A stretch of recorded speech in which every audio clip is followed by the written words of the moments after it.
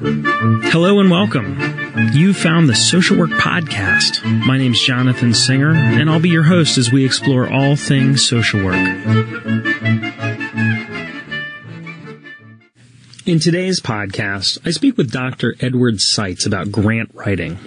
We talk in general terms about grant writing strategies and discuss the three sections most commonly found in grant applications: the narrative, the budget, and the appendices. Now, although grant writing is not usually the first thing I think of when someone mentions a good time, I found Dr. Seitz's insights and clear descriptions to be inspiring. And perhaps that's because Dr. Seitz has devoted his entire career of nearly 50 years to child welfare practice, education, and research, the last 41 years of which have been as a faculty member at the University of Pittsburgh School of Social Work, where Dr. Seitz was a full professor from 1978 until his retirement in 2006. He was the coordinator of the school's child, youth, and family concentration and the coordinator of the Child Welfare Certificate Program. Another area of specialization for Dr. Seitz, and one of the reasons why I think this podcast was so fascinating, is that he's developed an expertise and has actually taught in the area of grant proposal writing. He was the principal investigator on at least one federal, state, or foundation-funded grant project every year from 1971 until 2006. He taught grant proposal writing for over 30 years to graduate students from throughout the schools and departments of the University of Pittsburgh. At his retirement, he was the principal investigator of 9 projects and programs with total annual budgets of over $30 million and a statewide staff of nearly 100 faculty and professional staff. These projects included research, degree, and training programs in collaboration with 16 universities and provided over 35,000 days of training annually to 4,000 public child welfare employees and 9,000 foster parents in all of Pennsylvania's 67 counties, as well as baccalaureate and master's degree programs for hundreds of child welfare workers annually.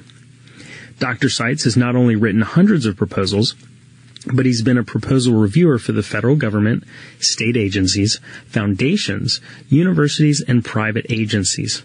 And currently, Dr. Seitz serves on the board of a foundation and is engaged in institutional advancement work in higher education. And now, on to our interview with Dr. Edward Seitz about grant proposal writing. It seems like grant writing is both a specialty skill and at the same time something that almost anyone can do. For example, I know people who have jobs as grant writers, and I also know people who write a grant because they're passionate about getting funding for a specific project. You're right. Grant proposal writing is in some ways paradoxical. That's because it's deceptively and disarmingly simple on the one hand, and at the same time incredibly nuanced and complex. Anybody can write a proposal, but not everybody will be able to prepare more advanced and technical proposals without practice and perhaps without professional supports. But no one should be intimidated from undertaking proposal writing. Think about it. We all make proposals thousands of times in our lives, and all proposals have roughly the same elements. Teenage youth proposing to their parents that they be permitted to do this or that based on some rationale, even if it's all the other kids are doing it, are making a proposal. One lover proposing marriage to another is doing about the same thing. A student presenting an idea for a paper to his teacher for approval is making a proposal. An automobile salesperson offering a potential customer a sales package is making a proposal. An employee requesting or suggesting an increase in pay from her employer based upon her performance, increase in duties, or some other rationale is making a proposal. The bottom line, Jonathan, is that starting in childhood, we all make, receive, evaluate, and accept or reject thousands of proposals from childhood on in our personal, business, and professional lives. We are all already experienced proposal makers and have nothing to fear in writing a grant proposal. You know, when you put it that way, it seems like anyone can make a proposal. I guess the trick is to know what the components and strategies are for writing successful proposals. Jonathan, I think the best way to demystify proposal writing so no one will be intimidated by it, and to unlock writer's block if anyone should be experiencing that, is to remind ourselves that all proposals are basically the same. Marriage proposals, vacation proposals, business proposals, research proposals, grant proposals, and all other proposals have essentially the same elements. We are all familiar with them and all use them almost as second nature. That's because they're very logical. Anyone who can think logically can write a good proposal. Just listening to this podcast can't make anyone a star proposal writer. I taught this material for years as a term-long graduate course. Day-long and week-long seminars on the topic abound. There's quite an abundance of written material available on proposal writing. What I will try to do today is unpack the subject a bit by looking at some of the strategies and component parts of proposal writing. Perhaps the first strategy is to take a strong, positive stance on something of importance. A grant proposal writer is a purveyor of ideas. The writer is selling an idea or ideas. It's the writer's hope that a funder will like the idea enough to buy it or purchase it, to pay the author to deliver or carry out the idea. There are two important elements to this seemingly simple statement. The idea person is in the driver's seat. It is the author's creation. If you're the author, you must confidently, authoritatively, convincingly put forth or sell your idea. At the same time, the prospective funder is in the market for ideas. The funder has to pick and choose, but most funders, government agencies and foundations, for example, are required by law to give away the money which is entrusted to them. The funders need to disperse their money responsibly in order to achieve some goal or goals, and the proposal writer has an opportunity to demonstrate that she or he has an idea that is just exactly what the funder needs. The funder needs. The proposal writer and the funder need each other. They're complementary. Proposal writers need not be intimidated by funders. Funders are partners, colleagues, fellow travelers, not the enemy to be overcome or tricked or seduced. The proposal writing, proposal review, and decision-making process is a straight business arrangement between two parties, just as the execution of a funded proposal is another part of the business cycle. So the first step in proposal writing, after getting over any initial hesitation, is to have an idea. Right. But remember that your idea will later have to be operationalized into some project or program. Refining the idea usually involves consulting with others in the author's base organization and elsewhere if needed. So if I have a great idea, why would I need to consult others? Well, for one reason, individuals rarely receive grants. Organizations receive grants and administer grants that individuals implement. Good proposal writing is rarely a solitary process. It's a group process for legal, corporate, professional, practical, and other reasons. So let's say I have an idea. What's the next step? Well, with a good idea in hand, the author now goes in search of suitable funding. There are hundreds of thousands of sources of funds, but each has its own specific goals and interests. There are many directories and reference works detailing the particular interests of each funder among the thousands possible. The task is to narrow the prospective funders to the one or few most promising and those that are most closely matched to the author's own ideas and goals. Now, I know that for mental health research, the National Institute for Mental Health is one of the biggest funders of research ideas. And I've also heard of foundations like the Robert Wood Johnson Foundation, the Heinz Foundation, the Ford Foundation, among others. I guess I'd have to know what kinds of projects these places fund before I ask them for money, right? Yes. Having identified a prospective funder, the author takes the third step, which is to obtain detailed information about and from that funder. This includes such things as funding history, published interests and priorities, size of grants available or customarily made, and the specific guidelines, instructions, and possibly forms that the funder expects those making proposals to follow and use. These can vary from a one-page outline to a detailed book-length set of directions. So where would I find information about these funders? Resources for this research phase include the Catalog of Federal Domestic Assistance Programs, Foundation Directories, the Federal Register, Requests for Proposals, sometimes called or abbreviated RFPs, and the annual reports of foundations and other funders.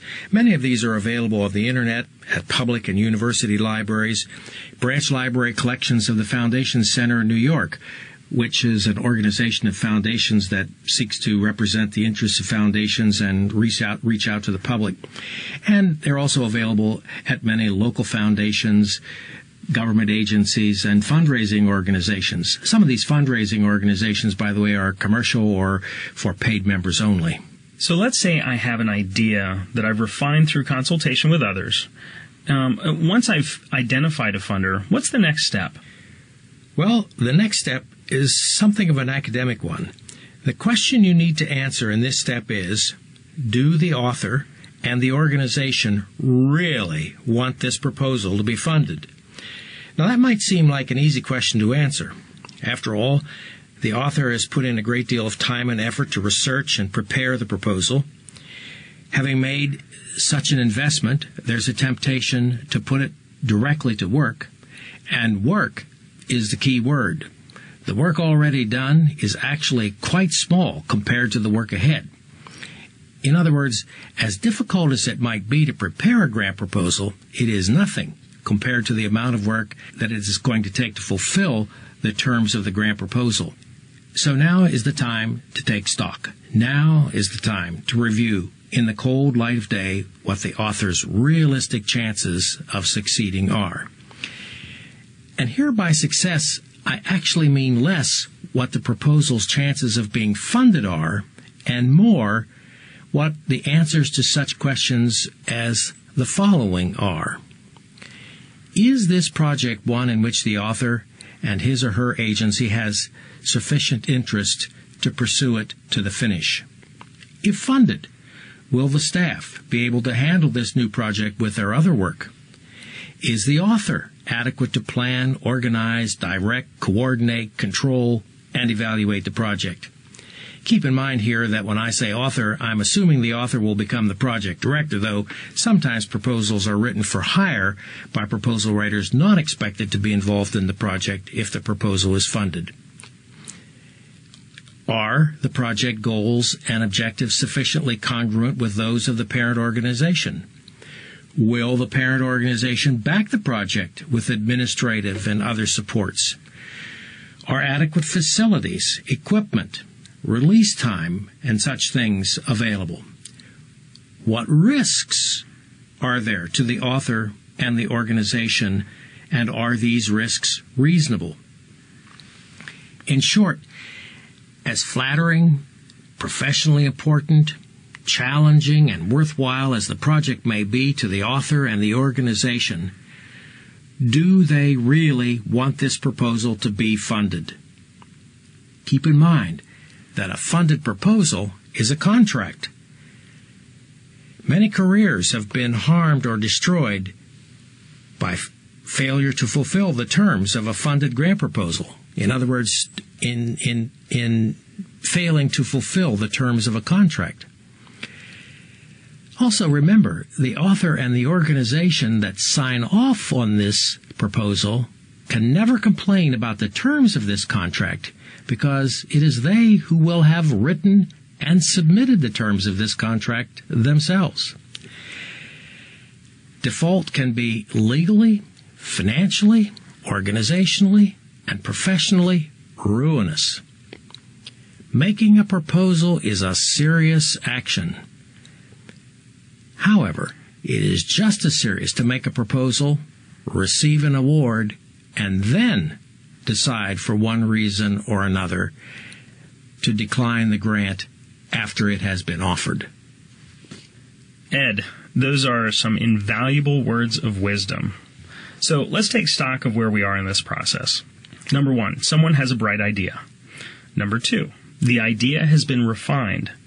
Number 3, potential funding has been researched. Number 4, a prospective funder has been identified. Number 5, extensive documentation has been attained on the expectations of the prospective funder. And number 6, the aspiring author and his or her organization have reviewed the consequences of a contract. So let's assume that the author and organization have reviewed these steps and decided to go ahead and write the proposal. What's next? Well, after all of that, we get to today's topic, proposal writing. You can see that the preliminaries are critical, perhaps assuring the success or even dooming the effort to failure before anyone even sits down to write. The writing itself is basically straight technical writing. There is ample opportunity for creativity in ideas, project designs, and things like that. But no idea is better than the clarity and logic with which it is presented, often in a specified format or word or page limit. This brings us back to the outline or guidelines the prospective funder requires authors to follow. Freestyle proposals are rarely acceptable. Adherence to the guidelines is an absolute requirement. Creativity does not extend to rearranging the outline, deciding which questions to answer, adding sections not requested, submitting a perfectly fine proposal previously written for some other funder using another outline or guidelines. This adherence includes such details as observing all deadlines meticulously, following the published outline to the letter, following exactly the specified page limits, number of copies to be submitted, delivery instructions, and so forth. You know, I used to review grant applications for the City of Austin's Cultural Arts Commission, and during the 3 years I was part of this grant review panel, I learned that for the most part the grant reviewers really want the applicants to succeed. And at the same time, we were all humans, meaning that if we were frustrated by an application because it did not follow the rules, it would receive a lower score, even if the idea might have been better than some other applications. I guess another way of putting it is that I found it so much easier to focus on the content of the application when the applicants followed the rules. It could be something as simple as keeping to a page limit. For example, if 60 applicants stuck to the page limit and one did not, then that one was downgraded, even if important information was included in the extra pages. I guess our thoughts were that, everyone has a lot of important information to include, so if we make exceptions for one person, it's really unfair to everyone else. Exactly. These requirements and others like them are designed to establish a fair and level playing field for all submissions, to assure the process and the proposals submitted conform to laws and regulations in some instances, and to accommodate and expedite a thorough, timely, and professional review. Failure to adhere to these requirements will quickly disqualify the proposal, no matter how wonderful it is in its content or how well written it might be.